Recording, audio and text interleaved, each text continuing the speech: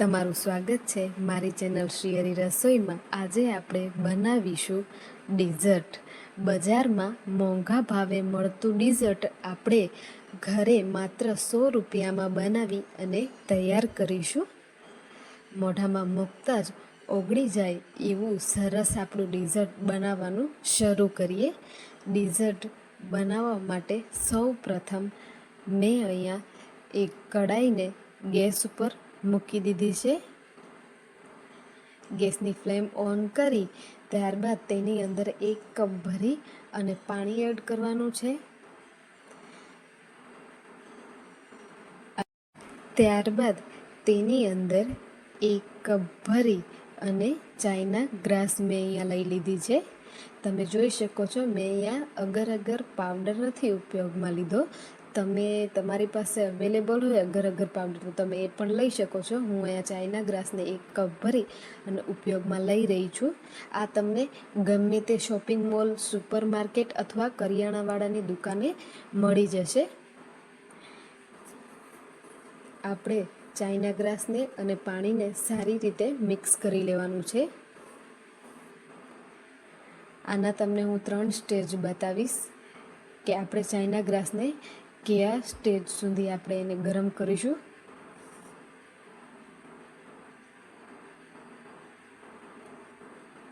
તમે જોઈ શકો છો આપણે વચ્ચે વચ્ચે એને ચલાવતા જવાનું છે। તે પાણીની અંદર મેલ્ટ થતું જશે। આ બીજો સ્ટેજ છે। ત્યારબાદ હવે હું તમને તેનો ત્રીજો સ્ટેજ બતાવી રહી છું। તમે જોઈ શકો છો આટલું આપણે ચાઈના ગ્રાસ અને પાણીને ઉકાળી લેવાનું છે। સારી રીતે ચાઈના ગ્રાસ અને પાણી ઉકળી જાય ત્યારબાદ મેં અહીંયા ગાયનું રૂમ ટેમ્પરેચર પર દૂધ લઈ લીધું છે। મેં ગાયના દૂધને તાજું જ લીધું છે, ગરમ નથી કર્યું। હવે એક મોટો કપ ભરી અને એવા 3 કપ હું અહીંયા દૂધ લઈ રહી છું। 1 લીટર દૂધ છે। તમે ઘરના કોઈ પણ વાસણનું માપ લઈ શકો છો। આનાથી ઓછું અથવા આનાથી વધારે પણ બનાવી શકો છો। ત્યારબાદ 1/2 કપ ભરી અને ખાંડ લીધી છે। આ એકદમ પરફેક્ટ માપ છે। તમારે આ જ માપથી બનાવવાનું છે જેનાથી તમારું ડીઝર્ટ એકદમ બાર જેવું બની અને તૈયાર થઈ જશે। ખાંડ, દૂધ અને અગરના મિશ્રણને સારી રીતે મિક્સ કરી દઈએ। દૂધની અંદર ખાંડ પીગળે ત્યાં સુધીમાં આપણે એક ફ્લેવર તૈયાર કરી લઈએ। તમે આની અંદર મન ભાવતો ફ્લેવર એડ કરી શકો છો। હું અહીંયા કેસરવાળો ફ્લેવર એડ કરી રહી છું। તો કેસરવાળો ફ્લેવર એડ કરવા માટે હું અહીંયા કેસરને લઈ રહી છું। કેસર અને એલચીનો સ્વાદ બહુ સરસ આવતો હોય છે આ ડીઝર્ટની અંદર। હું 1 કપની અંદર 2 ચમચી જેટલું ગરમ દૂધ અને 2 ચપટી જેટલો કેસર એડ કરી અને તેને સારી રીતે ઓગળવા દઉં છું। ત્યારબાદ ફ્લેવર માટે આપણે અહીંયા એલચી એડ કરવાની છે। 1 વખત સારી રીતે આપણે દૂધને ચલાવી લેવાનું છે। દૂધને સારી રીતે 1 વખત ચલાવી ત્યારબાદ 2 ચપટી એલચી પાવડર એડ કરી દઈએ। એલચી એડ કરવાથી બહુ સરસ ટેસ્ટ આવે છે। ફ્લેવરફુલ બની અને ડીઝર્ટ રેડી થાય છે એલચીથી। એલચી એડ કર્યા બાદ સારી રીતે મિક્સ કરી લઈએ।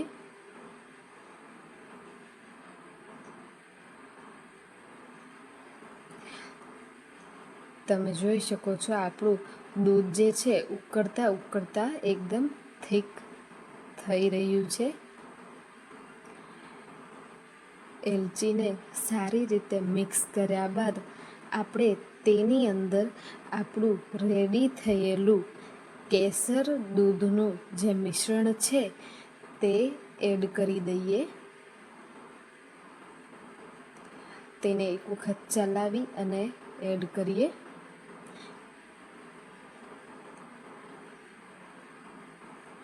કેસરનો સરસ એવો કલર આવી જાય તેના માટે આપણે કેસરને ગરમ દૂધના અંદર જ પલાળવાનું છે.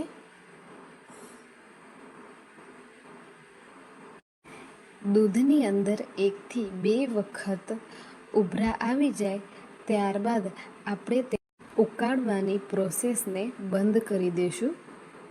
દૂધને આપણે અહીંયા 15 થી 20 મિનિટ માટે મીડિયમ ટુ લો ફ્લેમ પર ઉકાળ્યું છે. હવે દૂધની ફ્લેમ ઓફ કરી અને આપણે દૂધને રૂમ ટેમ્પરેચર પર આવવા દેવાનું છે. સાવ ઠંડુ નથી કરી દેવાનું. માત્ર ધુમાડા નીકળવાનું બંધ થાય ત્યાં સુધી જ ઠંડુ કરવાનું છે. ત્યારબાદ તમારી પાસે કોઈ પણ પ્રકારના ઘરે મોલ્ડ અવેલેબલ હોય તમે એની અંદર આ ડીઝર્ટને સેટ કરી શકો છો. મારી પાસે 2 પ્રકારના મોલ્ડ છે. જો તમારી પાસે કોઈ મોલ્ડ અવેલેબલ ના હોય તો તમે ઘર પર રહેલી સ્ટીલની વાટકીમાં પણ સેટ કરવા માટે રાખી શકો છો. તો તમે જોઈ શકો છો આપણું ડીઝર્ટનું મિશ્રણ જે છે એ તૈયાર છે. હવે હું તમને અહીંયા 3 મોલ્ડની અંદર ડીઝર્ટને સેટ કરી અને બતાવીશ. સૌ પ્રથમ આપણે વાટકીની અંદર મિશ્રણને એડ કરી દઈએ.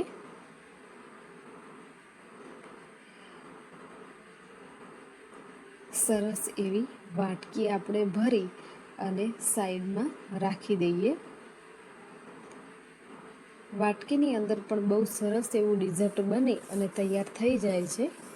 પણ ફ્રીજમાં જો સ્પેસ ના હોય તો તમારે વાટકીની જગ્યાએ આવા મોલ્ડની અંદર એડ કરવાના.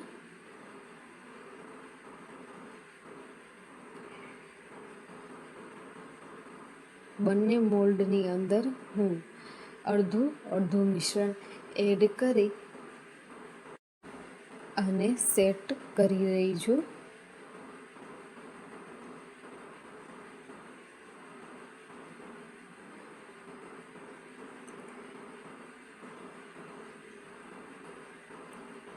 બહુ ઠંડુ ના થાય તેની આપણે ખાસ ધ્યાન રાખવાની છે.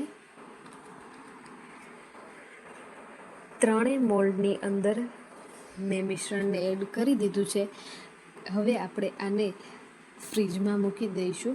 તમે રાખવું હોય તો ઓવરનાઇટ પણ રાખી શકો છો. 3 કલાકમાં રેડી થઈ જશે. 3 કલાકની અંદર તમે જોઈ શકો છો સરસ એવું ડીઝર્ટ આપણું સેટ થઈ ગયું છે. 3 મોલ્ડની અંદર જોઈ શકો છો કેવું સરસ સેટ થઈ અને તૈયાર થઈ ગયું છે. વાટકીમાં પણ બહુ સરસ એવું બની અને તૈયાર થાય છે. ત્યારબાદ આપણે ચાકુ વડે ડીઝર્ટની કિનારીઓ અલગ પાડીશું. બહુ ધ્યાનથી તમારે ચાકુની મદદથી તેની કિનારીઓને અલગ કરવાની છે, જેનાથી આપણું ડીઝર્ટ જે છે એ સારી રીતે પ્લેટમાં નીકળી આવે. ઘણી બધી વખત આની અંદર એર જે છે એ ટાઈટ થઈ જતી હોય છે, જેના લીધે આપણે ડીઝર્ટ નીકાળવામાં થોડીક એવી પ્રોબ્લેમ આવે છે. તમે જોઈ શકો છો મારે પણ એવું જ થયું છે. એર જે છે એ ટાઈટ થઈ ગઈ છે. તો તમારે એના માટે શું કરવાનું તમે જુઓ. હલકા હાથેથી તમારે લઈ લેવાનું છે હાથમાં ડીઝર્ટ. તમારે કોઈ પણ બીવાની જરૂરત નથી. હાથ વડે તમે ડીઝર્ટને બહાર નીકાળશો તો પણ તે તૂટશે નહીં, કારણ કે આપણે ડીઝર્ટ બનાવતી વખતે માપ એકદમ પરફેક્ટ લીધું છે. આ જ માપથી તમે ડીઝર્ટ બનાવશો તો એકદમ પરફેક્ટ બજાર જેવું બની અને તૈયાર થઈ જશે. બજારમાં મારા ખ્યાલથી વાટકાની સાઈઝનું જે ડીઝર્ટ હોય છે એ બહુ મોંઘા ભાવે મળતું હોય છે.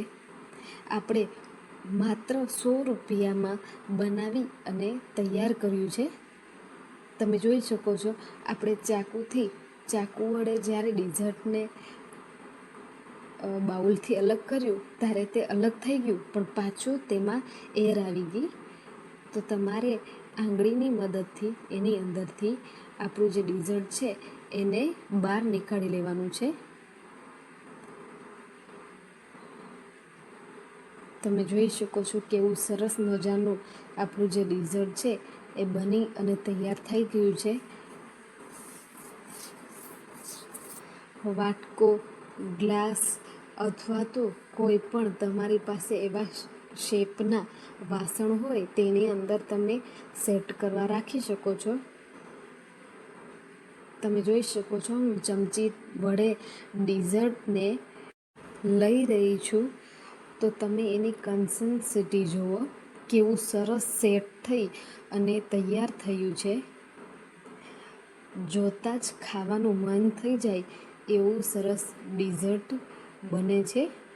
ઘરે એક વખત જરૂરથી ટ્રાય કરજો.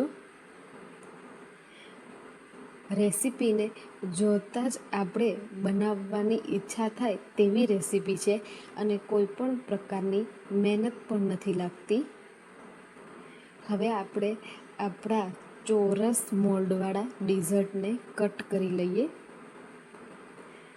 હું અહીંયા ચોરસ ભાગમાં જ કટ કરી રહી છું.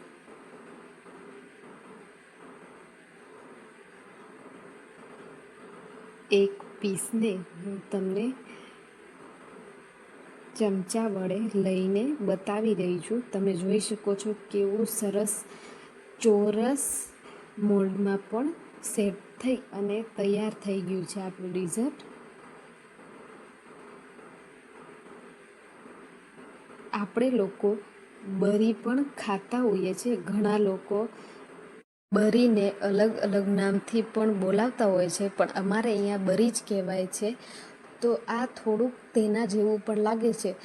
આપણી પાસે દર વખતે બરીનું ખીરું અવેલેબલ નથી હોતું, તો જ્યારે બરી ખાવાની ઈચ્છા થાય ત્યારે પણ આપણે આ બનાવી શકીએ છીએ. આ ખાવામાં એકદમ બરી જેવું જ લાગે છે. ઠંડુ ઠંડુ આપણું ડીઝર્ટ સર્વ કરીએ.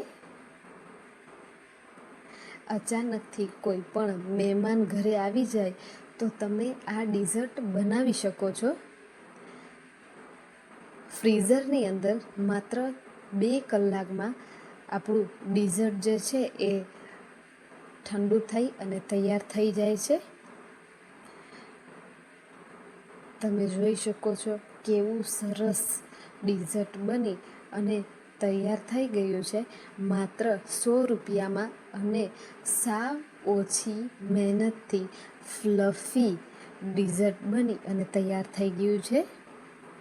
તમને મારી આ રેસીપી કેવી લાગી એ મને જરૂરથી જણાવજો.